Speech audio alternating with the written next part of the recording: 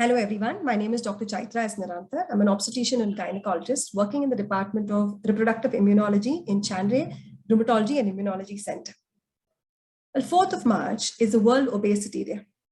And obesity today is a global health problem. Overweight and obesity is increasing a lot. India being a developing country, we are still fighting malnutrition and anemia, but we also have the rise of obesity and overweight. Well, a lot of people ask obesity, overweight, how do you calculate or how do you term a person as obese or overweight? Well, we calculate the body mass index, and the body mass index is calculated as a ratio. We will do weight in kgs divided by height meter square. So how do you categorize it? How do you say a person is underweight, who is normal, who is obese, and who is morbidly obese? So underweight, the BMI will be less than 18.5.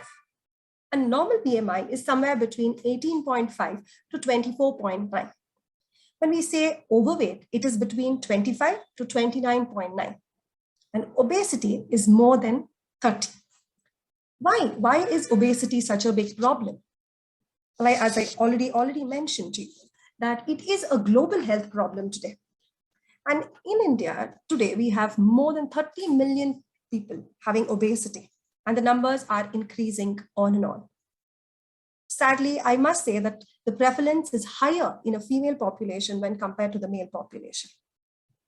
It creates a lot of imbalance, hormonal imbalance in females.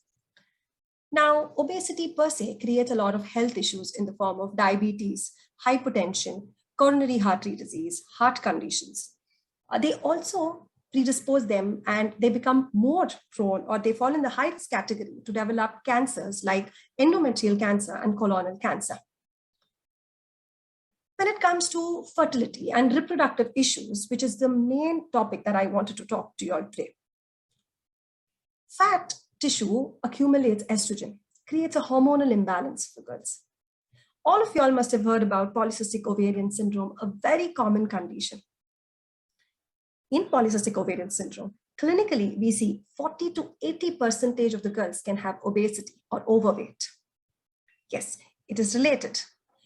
Any gynecologist will definitely suggest to a girl with polycystic ovarian syndrome who presents with irregular cycles, absence or long-term absence of cycles, she can have hirsutism, obesity.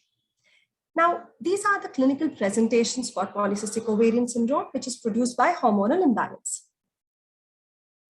We suggest them have a lifestyle modification and inculcate and develop and put a routine for exercises. So that can help and cope up with reduction in the weight.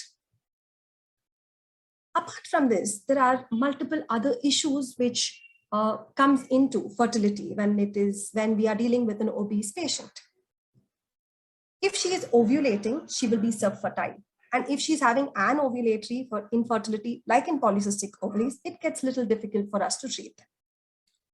Now, they also do not respond optimally when we do ovulation inductions or other form of assisted reproductive technique when we try it on these patients, or when we successfully want to give them a good pregnancy outcome or pregnancy, they do not work to the best in obese patients. Apart from that, once they get pregnant, also there are side effects. There is a slight elevation in the chances of them having abortion. Also, all the common symptoms in pregnancy is exaggerated in obesity. They can have excessive vomiting, heartburns can be more, constipations can be more. They'll be more prone to developing conditions like gestational diabetes, hypertension in pregnancy, preeclampsia, anemia. They'll also be very prone to have a preterm delivery. They can also have urinary tract infection, vaginitis. Post-delivery also, there can be issues with wound healing in a cesarean scar. They can have recurrent infections of the wound. Also, they are more prone to developing deep vein thrombosis. So this 4th of March, World Obesity Day, let's spread the word and bring awareness about obesity. Thank you.